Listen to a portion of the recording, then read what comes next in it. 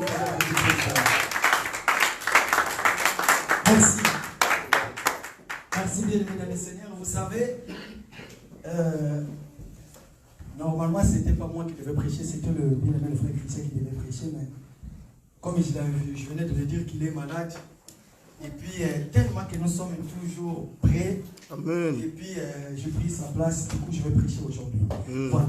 Je voulais dire une chose, bien aimé, vous savez, la Bible nous dit que il y a eu un homme dans la Bible qui était sacrificateur. Cet homme est entré dans le temple pour faire le sacrifice. Mais du coup, il y a eu l'apparition de l'ange. L'ange est venu devant cet homme. Lorsque l'ange est arrivé, et puis cet homme ne pouvait plus parler.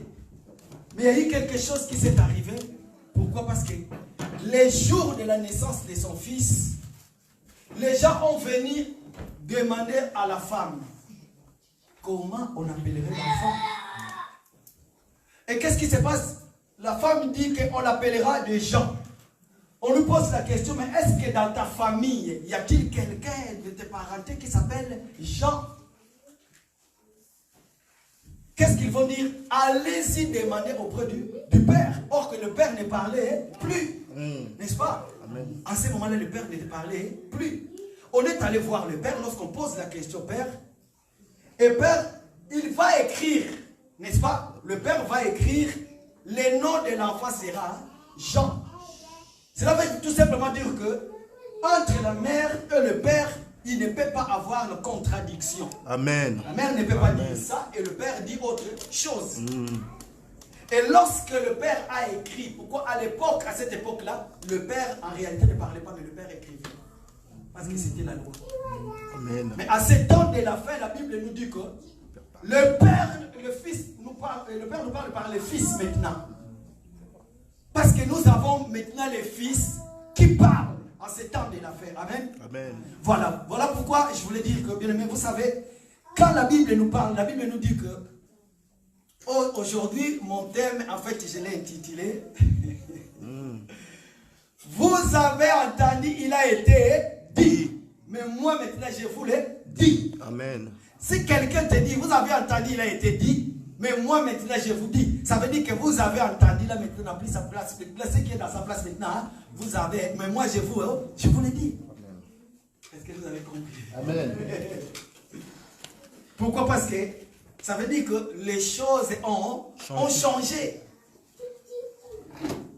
Voilà pourquoi nous ne voulons pas rester dans vous avez entendu, il a été dit. Non. Nous devons aller aussi, mais dans moi maintenant, je vous l'ai dit. Pourquoi? Parce que les choses ont changé. J'ai béni le Seigneur pour la présence de son serviteur, le frère Christian qui est là. Amen. Amen. Pendant que nous étions en train de prier pour notre bien-aimé, Dieu l'a fait quand même grâce qu'il soit parmi nous. Amen. Comme je venais de dire, c'est le frère qui devait prier, qui devait prêcher, pardon. Mais du coup, c'est pas grave. Je sais qu'il est déjà guéri. La Bible dit par sa maîtrise, nous sommes guéris de toute déjà maladie. Amen. Nous allons l'écouter le dimanche prochain. Amen. Amen. Voilà. Donc, nous allons prendre quand même nos Bibles. Mais vous savez, il y a des choses dans la vie.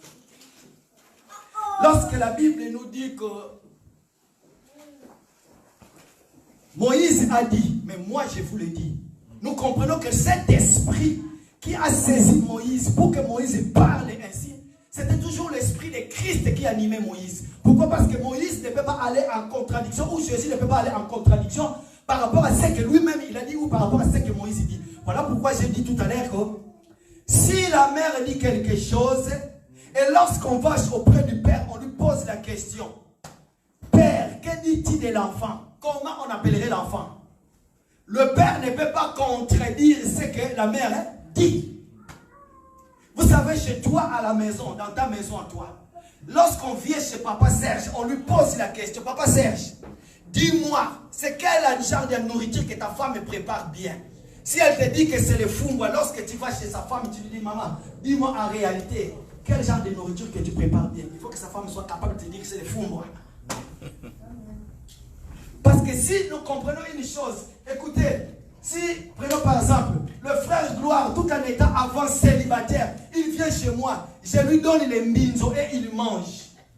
Et le jour où il va se marier, comme il est déjà marié, maintenant, sa femme lui prépare les mbinzo, il dit non.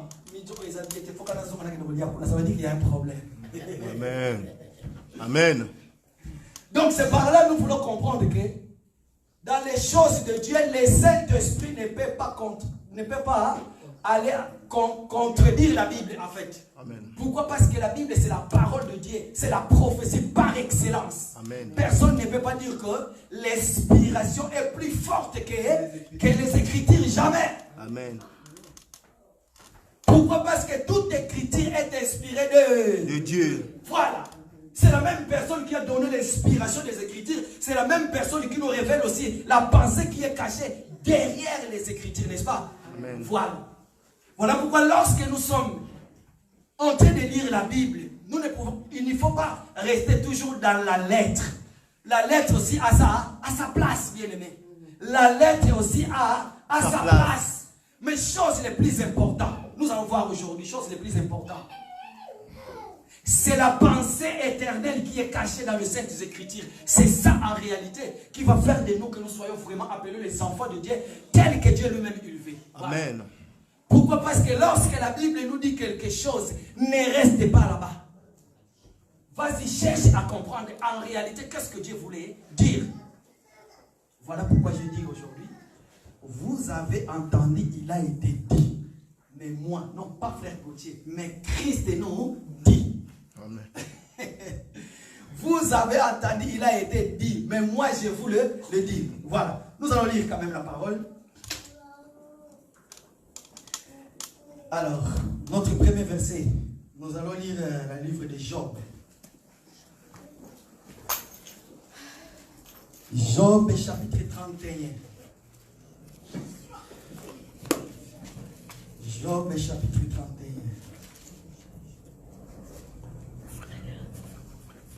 Est-ce que quelqu'un peut nous... Faites quoi?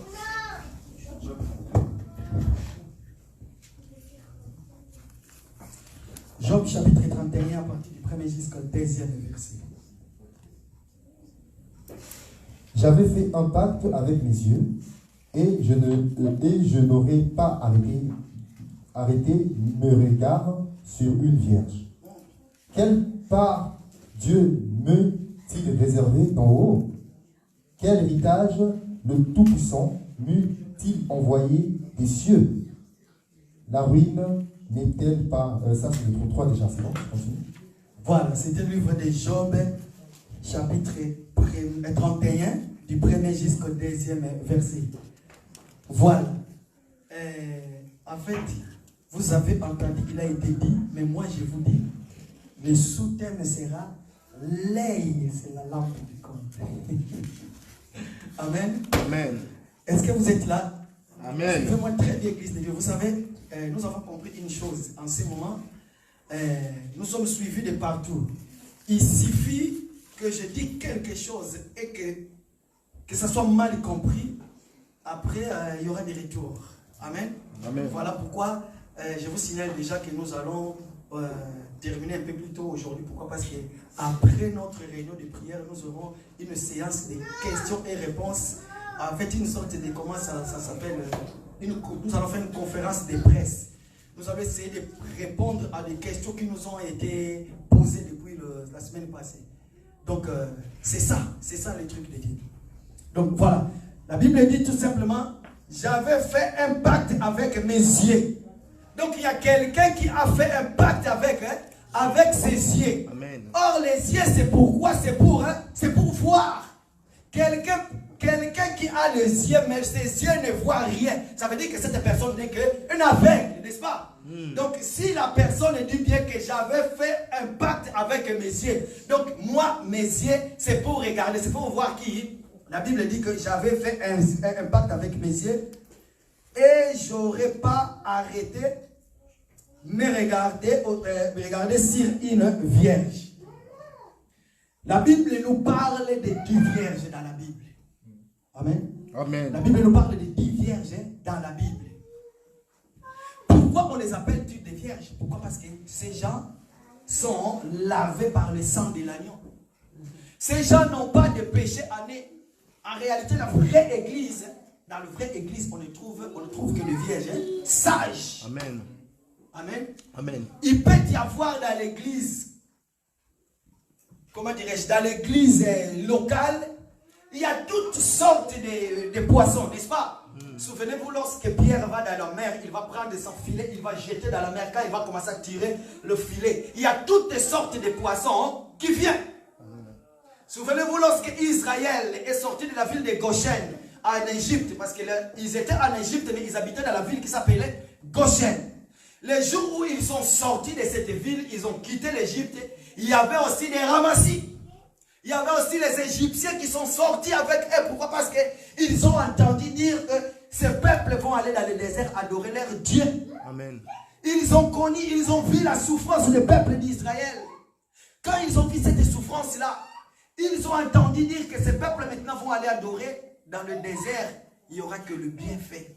Il n'y aura que des bonnes nourritures. Il n'y aura que des concombres, plus que des concombres de l'Égypte. Et qu'est-ce qu'ils ont fait? Et aussi, ils ont suivi. Mais cependant, ils n'étaient pas ensemble avec eux. Ça ne veut pas dire que celui qui est avec toi, il est avec toi. Non, non, non, non, non.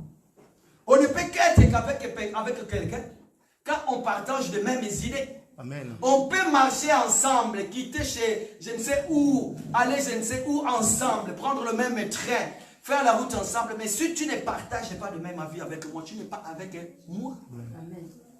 C'est par là que nous allons comprendre que ces peuples vont quitter l'Égypte. Et il y avait les ramassis avec eux. Et c'est comme je viens de dire, à l'église aussi, tout le monde qui fréquente l'église ne sont pas des vierges sages. Amen. Mais par contre, le rôle de l'église, tel que la Bible nous dit dans le livre d'Éphésiens chapitre 4, verset 5, Dieu a fait des dons comme apôtres, prophètes, docteurs, évangélistes, pasteurs. Tous ces ministères-là, c'est pour l'édification de l'église corps du Christ. C'est juste pour préparer l'église qui est l'épouse du Christ. Lorsque la trompette sonnera, lorsque notre Seigneur quittera son trône, va descendre dans les airs. Et lorsque nous, l'épouse de Dieu, nous allons à la rencontre de lui. C'est dans ce moment-là, lui-même Christ dira, voici, cette fois-ci. Pourquoi? Parce que cette femme-là qui sera présentée auprès de notre Dieu sera sans tache ni ride. Il va porter la marque de notre Seigneur. Voilà pourquoi cette personne dit bien que j'avais fait un pacte, mes yeux ne regarderont que vierge. Voilà pourquoi l'apôtre Paul dit, soyez mes imitateurs, comme moi aussi je suis l'imitateur de Christ. Pourquoi? Parce que l'apôtre Paul imitait qui? Imitait en réalité Christ. Pourquoi? Christ lui-même, il est le vrai vierge, il n'a pas connu le péché. Amen. Christ est là que vous entendez parler, le Jésus là qu'on parle de lui maintenant, par-ci, par-là. La Bible dit, en entrant dans le monde, même ce monde-là où nous vivons, il y a beaucoup de choses, il y a tellement de péchés, il y a tellement de problèmes. Mais la Bible nous dit, du moins lui, il n'a pas connu le péché. Mais il s'est fait pécher. En fait, il ne faut pas qu'on vous dise que, Christ Azalaki Moutoumasumu, jamais. Pas l'issoum au pluriel et à l'imparfait parce que c'est la continuité. Non, mais lui, il était devenu péché au singulier. Donc, il a pris tes péchés à toi, il a porté cela. Il s'est fait pécher. Amen. Il a pris mes péchés à moi, il a porté cela en lui. Il est devenu lui-même péché. Pourquoi? Parce que le péché avait une puissance. Et cette puissance-là, c'est ça que nous allons voir. Cette puissance-là, c'est ça qui faisait qu'un enfant de Dieu tombe tout le temps dans le péché. Maintenant, qu'est-ce qu'il fait? Il va porter nos péchés à nous, l'église. Il va aller sur la croix. Et à la croix, il va descendre. Il meurt, il descend pendant 3 jours tellement qu'il était puissant. Tellement qu'il n'y avait rien du diable en lui. Pourquoi? Parce que la Bible dit, voici les princes de ce monde viennent, mais il n'y a rien de lui en moi. C'est le Christ qui le dit. Mais imaginez aujourd'hui, il y a des gens qu'on peut lui dire que le prince de ce monde vient. Pourquoi? Parce qu'il y a quelque chose de lui en toi. Quand on lui pose la question, il y a quoi de lui en moi? Souvenez-vous, je suis dans le livre de Nidoutou. Verset numéro 1 encore.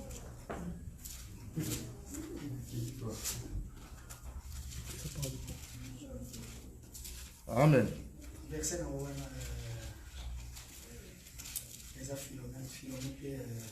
lorsqu'on discutait le corps de Moïse, j'ai. Voilà. Souvenez-vous, le diable, quand il vient, Moïse, le diable vient maintenant, il commence à contester le corps de Moïse. Il dit que dans Moïse, il y a quelque chose de moi. Il m'appartient à moi. Or, un enfant de Dieu, le diable ne peut pas le réclamer. Pourquoi? Parce que toi, tu es un enfant de Dieu, tu portes la marque de Dieu. Nous avons ce qu'on appelle les fruits de l'esprit. Et les fruits de l'esprit sont contraires avec les fruits mondains. Parce que nous sommes des Christ. Nous portons la marque de Christ en nous. Mais si toi tu pratiques le péché, tu ne mènes pas la vie de sanctification. Lorsque le diable viendra, il viendra réclamer ce qui est en toi, ce qui lui appartient. Amen. Pour aller encore plus loin, est-ce que je peux vous m'acheter? Est-ce qu'il faut que je le dise? Amen. Frère Christian, vous savez quoi? Malheur à vous qui ont des statuts de réfugiés à la maison. Pourquoi? Parce que cela représente le péché des mensonges. Pourquoi? Parce que cela représente les mensonges qu'on a déposés autrefois à l'ouvroir. Voilà pourquoi si vous avez cela, il faut demander la nationalité française, quitter cette statut-là. Voilà, c'est ça la solution. Parce que vous avez demandé, si tu avais dit la vérité, le diable ne te réclamait pas. Mais si tu avais menti et qu'on t'a donné le statut qui représente ça, ça veut dire que c'est comme ça. Maman, c'est quand vous avez raison. Voilà. Parce que le diable viendra, il dira, tu as quelque chose de moi qui représente les mensonges.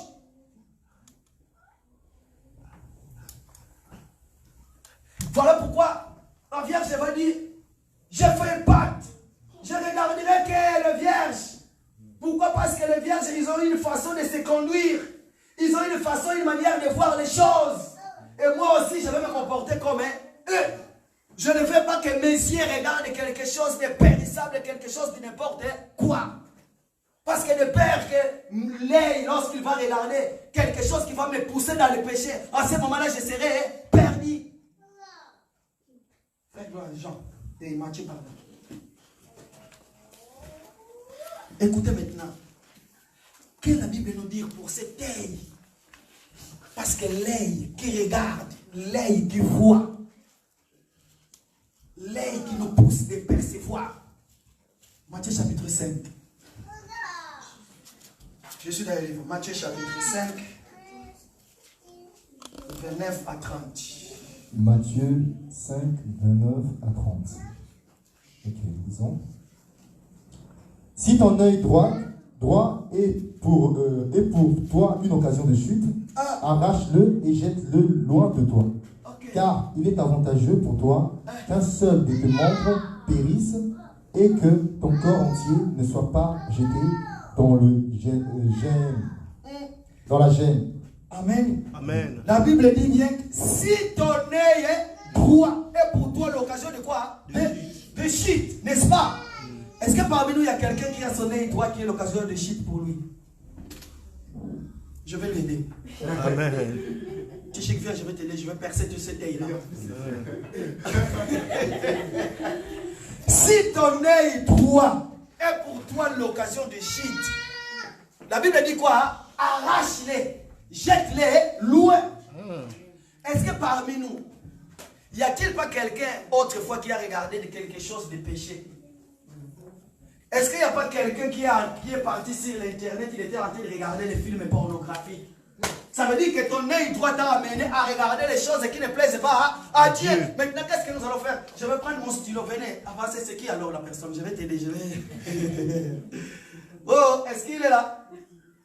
Voilà. Maintenant, aujourd'hui, nous allons voir, nous allons comprendre c'est quoi en réalité l'œil. Parce que dans la vie physique comme ça, nous avons besoin de deux yeux là, de deux là. Hein? Au singulier, c'est un œil, n'est-ce pas? Et au pluriel, c'est le yeux. C'est ça qui nous aide à percevoir. Quand je vois mon frère Roland, je suis dans la joie parce que je l'aurais trouvé. Je l'ai appelé. Tu vois, nous on est dans la joie parce que Bissot, hein, quand tu ne vois pas ton frère, tu l'appelles. Amen. Hein? Il y a mon frère Papi qui m'a manqué depuis dimanche qu'on était ensemble. Du coup, hier, je l'avais appelé. Amen. Papa Serge, mon cher Gloria, comité à la Roseka, Tiawa. En réalité, bien aimé dans le Seigneur, c'est quoi l'œil? Quand la Bible dit si ton œil est pour toi l'occasion de chute, arrache-les. Est-ce qu'il y a un hôpital sur nos enfants?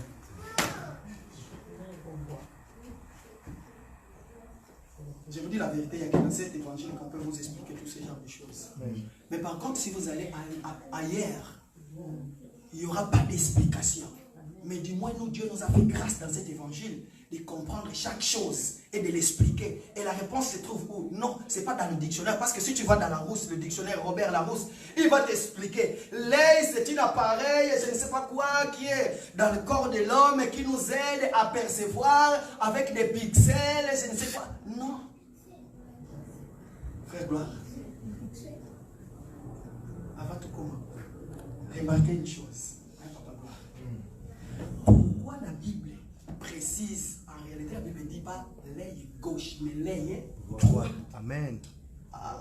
Cet évangile-là, c'est très bien aimé. Il ne dit pas l'œil gauche, mais l'œil droit. Amen. Amen. Amen.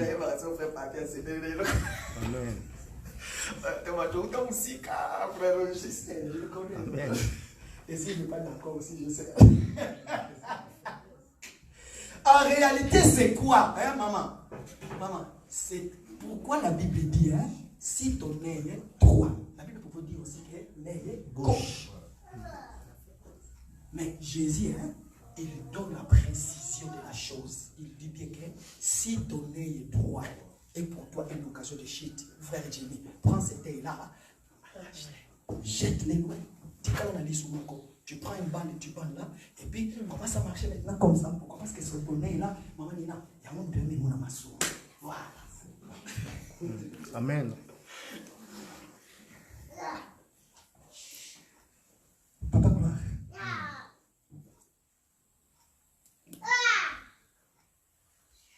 Matthieu chapitre 5, verset 38 à 39. Écoutez bien, que dit la Bible? Vous avez appris qu'il a été écrit œil pour œil, dent pour dent. Mais moi, je vous dis de ne pas résister aux méchants. Si quelqu'un te frappe sur une joue droite, présente-lui aussi l'autre. Je continue. 39 déjà. Non, pardon. Matthieu chapitre 6, je voulais d'abord répondre, c'est quoi l'œil? Matthieu chapitre 6, verset 22 à 23. Ok, Matthieu 6, 22 à 23. Voilà, nous allons maintenant comprendre c'est quoi en réalité, c'est quoi l'œil? L'œil est la lampe du corps. Si ton œil est bon, si ton œil est bon, qu'est-ce que je dis? Si ton œil est en bon état, voilà. Si ton œil est en bon état, tout ton corps sera éclairé. Mais si ton œil est mauvais, si ton œil est en mauvais état, tout ton corps sera dans les ténèbres. Si donc la lumière qui est en toi est ténèbres, combien seront grandes ces ténèbres? Voilà. Amen. Amen. Voilà. Donc vous avez compris, la Bible dit que l'œil, c'est quoi? C'est la lampe du corps. C'est l'œil qui éclaire quoi? Le corps. Amen. Donc l'œil, ça veut tout simplement dire, hein, c'est une lampe. Et cette lampe-là, le but de cette lampe-là, c'est quoi? C'est pour éclairer tout ton corps. Amen. Et quel genre de corps? Psaume 119, verset 105. Psaume 119. Maman, t'as dit quoi? Alléluia. Amen. Ça, c'est vraiment nos bien-aimés de l'église. L'Assemblée des élus de Paris. Ça se voit. Voilà pourquoi les gens ont peur de vous, parce que vous connaissez la parole. Alléluia. Est-ce que vous pouvez acclamer pour vous-même? Ça, c'est une bonne chose. On n'a pas encore lu, mais elle a déjà répondu. Frère Jimmy, les autres dimanches passés, j'ai dit, tu ne sais pas, ça veut dire quoi? Allez-y voir notre bien-aimé la sœur. Il n'y a pas que la semoule chez lui. Maman, quand tu lui donnes la nourriture, là, après, quand il finit de manger, maintenant, il faut lui pomper la parole. Voilà. Psaume chapitre 119, verset 105. La Bible dit, ta parole est une lampe à mes pieds, une lumière sur mon sentier. Donc c'est par là nous comprenons que l'œil c'est la lampe du corps, c'est l'œil qui éclaire tous nos corps. Et c'est quoi l'œil? L'œil n'est que la lampe. L'œil représente en fait l'enseignement. Amen. C'est là où je voulais arriver. Regarde là où j'ai pris. Je suis allé de Orléans, et j'ai tourné jusqu'à ce que pour arriver jusqu'à Paris. En fait, je voulais simplement dire que ta parole est une lampe sur mon pied. Si quelqu'un te dit que ton œil qui te mène à faire le péché, sache qu'il te dit, hein, en fait, l'enseignement que tu as reçu, c'est une fausse enseignement. C'est ça qui te pousse d'aller faire des bêtises. Maintenant, prends cet enseignement-là, arrache-le et jette-le. Amen. Amen. Acclamons le Seigneur. Amen. Amen. Amen. Voilà, c'est ça en réalité, bien aimé. Parce qu'aujourd'hui, on ne comprend plus. Il y a beaucoup de legs qui nous amènent dans la perdition. Donc, je veux dire, il y a beaucoup de paroles, hein, il y a beaucoup d'enseignements qui nous ramènent à garder une fausse œil. Alors, le faux œil, il est gardé comment? Il est soutenu par des lunettes. Toute personne qui porte des lunettes, c'est ça qui couvre votre œil, parce que votre œil ne voit pas bien. Il faut porter des lunettes. En ce moment-là, c'est la lunette qui va t'aider pour bien regarder. Or que les lunettes n'est que là pour garder les défauts qui se trouvent derrière votre œil. Voilà pourquoi la Bible dit, autrefois, les sangs des boucs n'ôtaient pas le péché. Il y a encore la lunette. Les sangs des boucs étaient que là pour couvrir. Maintenant, le sang de l'agneau est venu pour Amen. Amen. Ôter le péché. Amen.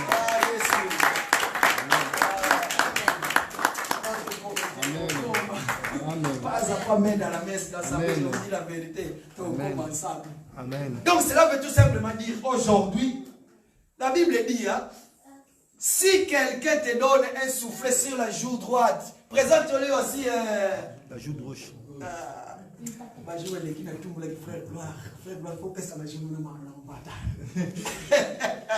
Ça veut tout simplement dire, hein, si quelqu'un... Est-ce que tu peux répondre à la réponse? Si quelqu'un te présente, parce que vous avez entendu, il a été dit, le frère l'a dit, œil pour œil, et puis dent pour dent. Ça veut tout simplement dire, hein, on ne détruit qu'un faux enseignement par notre enseignement. Voilà. Si quelqu'un te présente son enseignement, toi aussi tu dois lui présenter l'enseignement. Si quelqu'un te présente la loi, tu dois lui présenter la grâce maintenant. Ça veut tout simplement dire ça en réalité. Œil pour œil, dent pour dent, l'enseignement pour l'enseignement. Amen. Tiens, Gloire, t'as raison de bouger la tête. Tiens, Gloire, est-ce que tu peux te déplacer un peu parce que la sœur Gloire est en train de m'éloigner. C'est comme si elle ne voit pas. Merci, ma sœur. Merci, Maman Gloire. Maman Gloire Bachika. Amen. Donc, ça veut tout simplement dire que il a été dit que si quelqu'un te donne une soufflée, ça s'appelle en réalité le code de Mourabi.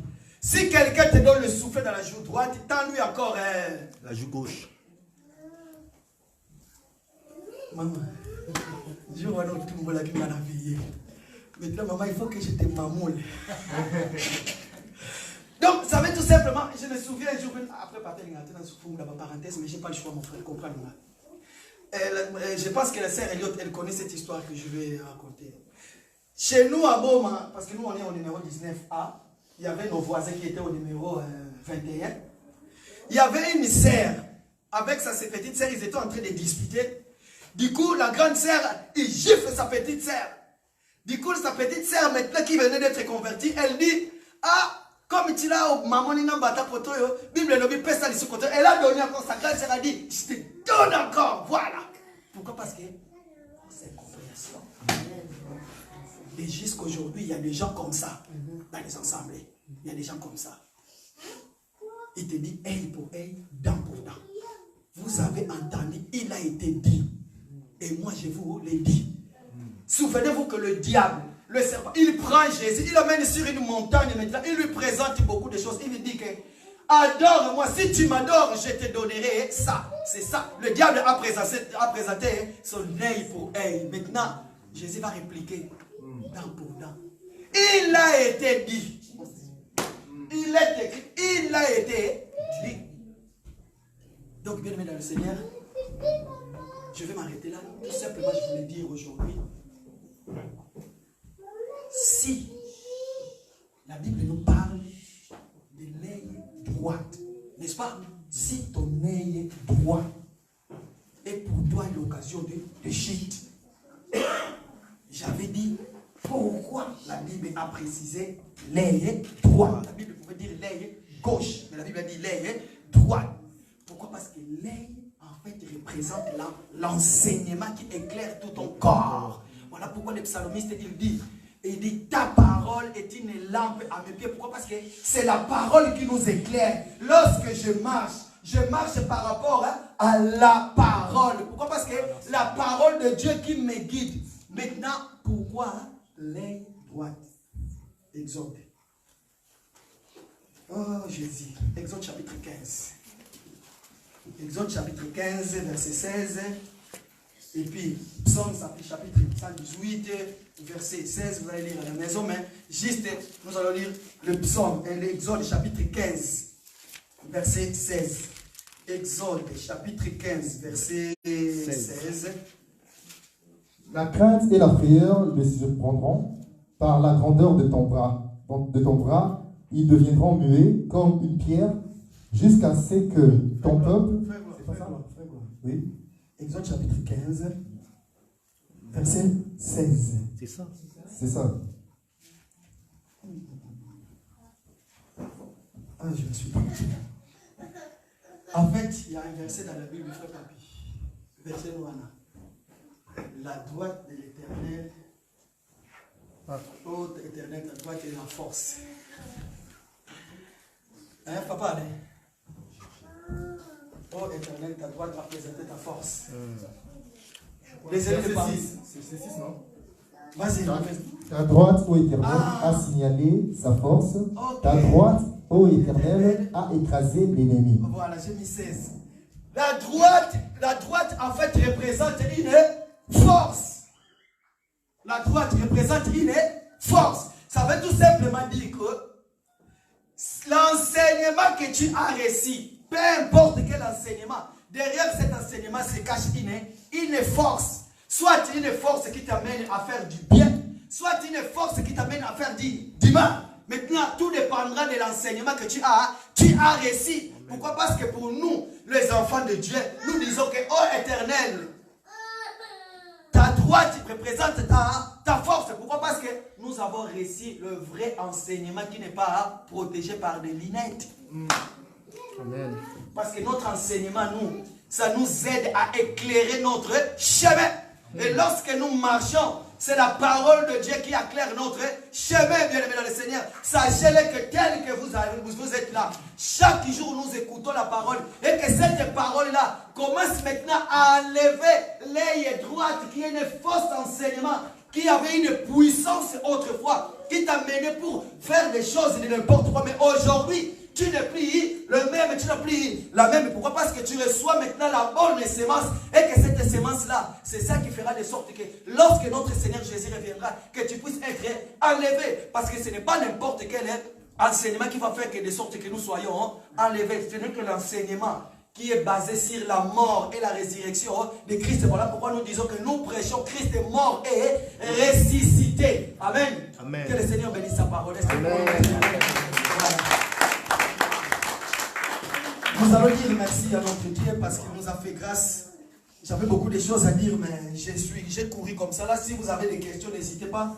Posez-les. Nous sommes là ensemble, nous allons répondre. Que ce soit le dimanche prochain, nous allons faire pareil que nous allons faire aujourd'hui. Donc, nous allons nous mettre debout. Dis, Seigneur, je te dis merci pour ta parole. Parce que toi, tu nous as parlé. Toi, tu nous as édifié. Toi, tu nous as parlé des fausses enseignements et des vrais enseignements. Prions l'Éternel. Alléluia. Éternel, notre Dieu, je te bénis, Papa, pour la grâce que tu nous as fait aujourd'hui.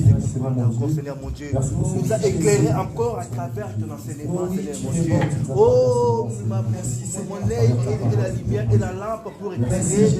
Mais pas, Seigneur mon Dieu, ce n'est que l'enseignement, Seigneur mon Dieu. Je suis une grâce, Seigneur mon Dieu, de pousser l'enseignement et de parler de toi, Seigneur mon Dieu. Aide-moi, Seigneur mon Dieu. Que c'est ta vie, Seigneur. Moi, je vais connaître ta pensée. Moi, je vais être toujours ton enfant. Moi, je vais faire toujours ta volonté à toi. Pas de faux enseignements. Pas des enseignements sataniques. Pas des enseignements qui mèneront pour perdre ma foi. Parce que tu es notre Dieu. Sois béni notre Dieu car tu compares à notre Dieu. Oui, merci Seigneur, tu vas prier encore. Tu vas prier maintenant pour moi. Tu vas dire, Seigneur, alléluia, sois béni. Tout est genre de faux enseignements qui m'a amené autrefois pour tomber dans les péchés. J'arrache cette taille-là et je les jette loin dans le nom puissant de Jésus. Au nom de Jésus-Christ, au nom de Jésus-Christ, je suis en train maintenant, Papa, d'arracher cette taille-là. L'œil droit, Seigneur mon Dieu. L'œil droit qui m'a ramené à des choses qui n'étaient pas de toi. L'œil droit qui était des faux enseignements. L'œil droit qui ne touche à ton pensée. L'œil droit qui m'a fait encore à ta contact avec toi. Je l'ai arrêté et je l'ai détruit au nom de Jésus-Christ. Au nom de Jésus-Christ. Oh Père, répare maintenant mon œil droit à travers ton enseignement. Répare ton œil droit et mon œil droit à travers ton enseignement. Car tu comprends notre Dieu.